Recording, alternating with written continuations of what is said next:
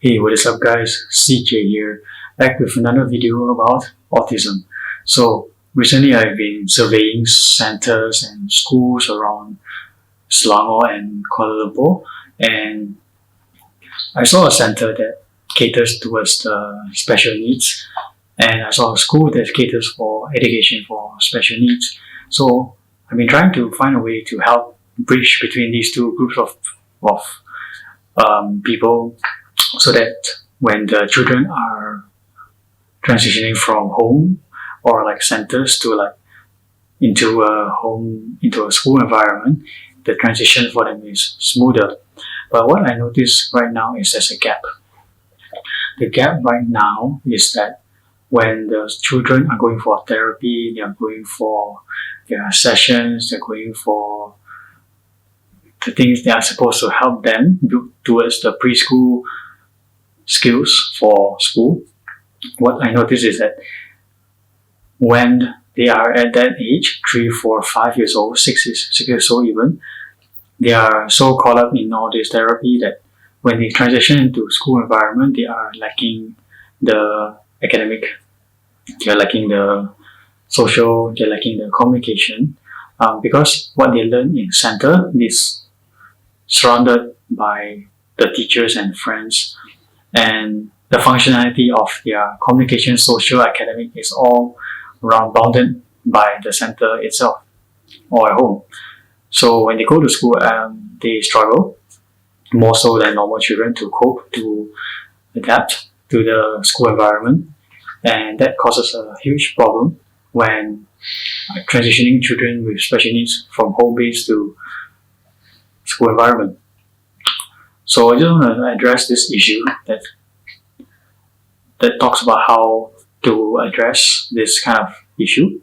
And the number one thing that I always tell parents is that when we're transitioning children from home base to school, one thing you need to understand is first the behavior, the attitude, and second of all, you have to prioritize the education. Because at the end of the day, what we're trying to do is trying to transition children with special needs into normal school environment. And if you don't focus education as a second or even third priority, it's going to be a struggle for them when they come into mainstream classroom, and it's going to be difficult for the teachers to be able to teach the children with special needs. That's another issue I want to talk about, is that children with special needs coming into mainstream classrooms are usually accompanied by a shadow aide or another teacher assistant, and it causes a huge rift between the main teacher with the shadow aide and the teacher assistant in terms of the special needs children. What tends to happen is the mainstream teacher tends to shift the attention from the special needs child and let the shadow aide or another adult to handle the special needs. I'm not saying this is the case for all, but I'm saying it's a very common case in Malaysia right now. So that's something we need to address. So the third thing I want to talk about is in terms of education of the special needs. We are trying to find ways to help children with special needs to learn faster and to be able to catch up. My philosophy is the same in terms of children with special needs. They are already lacking in behind in terms of their progress and academic level. So they need to spend more time than more time than the normal children to pick up and to be on par in terms of academic. Of course, this is a bit controversial as from my experience, because with all of this extra work, extra time, there comes the stress, there comes the time for them to take a break, and if the therapist or the teacher pushes the child too much, then the child would not be able to cope, and that will cause additional emotional problems in the future. So you gotta be careful. But my point is that we need to have the balance between therapy and education for special needs children, of course, according to their capability. But it has to be one of the priorities, because so often I hear that parents just opt for therapies, but they do not understand that therapy is not the solution to all the problems. Therapy is just part of the solution to a bigger picture, because no matter how much therapy in terms of EBE, speech, OT, no matter how much you do, no matter how long you do it, at the end of the day, you want the child to go to a mainstream classroom or a normal classroom.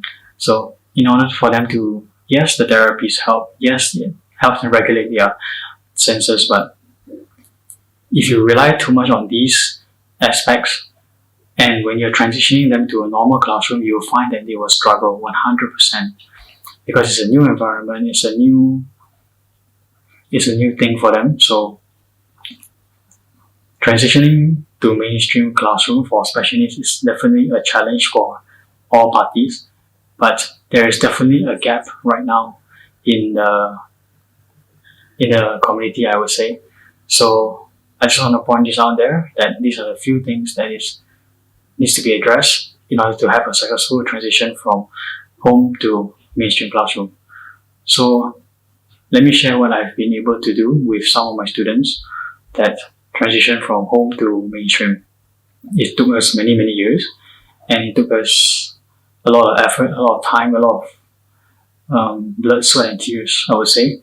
So what we've been able to do is, from a 4-year-old child, we'll be able to train him with all the therapy, putting him in homeschool, adjusting him to the school environment on the small group setting, and then slowly transition him into a mainstream classroom, which of course not all schools accept. So luckily he was able to be admitted to one of the schools. So once he's there, he still needs to shadow it. So he was trained, he was taught, and eventually he was able to pick up with the lesson. But of course he still needs help with the social and communication part. But academic wise, he's able to catch up, and because of that, he is able to continue on to the next year and the next year and the next year. So one good thing is that the child is able to learn, and when he's able to learn, he's able to cope. When he's able to cope with the academics, he's able to join in the class. When he's able to join in the class, he's able to participate in class activities. When he's able to participate in class activities, he's able to socialize. When he's able to socialize, he's able to learn social rules and social norms. And when he can do that, then he can make friends, and the social part will come in. So it all comes from the intrinsic motivation. But for me, if you go to a mainstream classroom for a special needs child without the ability to learn or to do any academics, then it's going to be very difficult, especially for the student and the teacher, and also the adult accompanying the student. So all this comes in together, and of course we don't know how long it's going to take for the child to learn, for the child to be able to adapt. And I know is that this is a long-term process, and if we continue teaching, we continue doing the things that all the teachers and therapists are passionate about, I think that the child will always have success. But in terms of what we are doing right now, it's very important of what to focus on. Yes, I would say. So in conclusion, I would say that there is gaps in the community right now in terms of transitioning children with autism or special needs from home-based to mainstream classrooms. And my second point was that although therapy really helps, it's not good to rely heavily or all in on therapy itself, because the whole goal of transitioning children to mainstream classroom is for them to be able to learn in the mainstream classroom environments. And number 3 is that the focus needs to be on the balance between special needs. For special needs children, needs to be focused on having a balance between therapy and also education, because it all joins in together. And because we know time is precious, and early education is very crucial, especially the quality early education. So as time goes on, we need to be able to intervene as early as possible. Of course, there's the ideal, but not everyone has the ideal situation. So given the current situation that anyone is in right now, no matter what age, it's always best to start, and always good to start in an intensive manner, so that when we progress from 6 age of 6, age to 7, age of 8, they're able to progress cumulatively.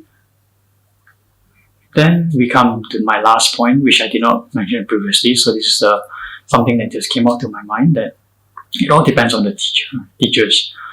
I've done studies, I've researched studies, I've even written a study about the belief system of teachers in terms of the success of children with special needs in academics and classroom settings.